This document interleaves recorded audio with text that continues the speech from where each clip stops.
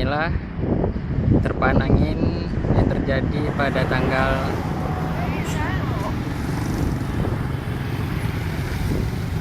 14 Juni 2011, menghancurkan dan menerbangkan atap-atap rumah.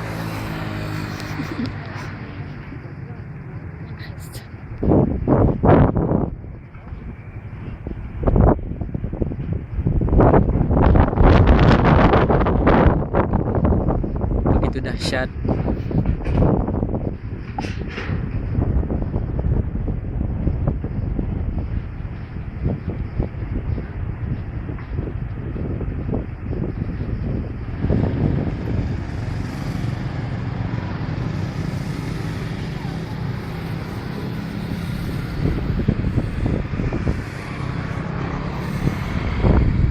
Terjadi di daerah Ruyung.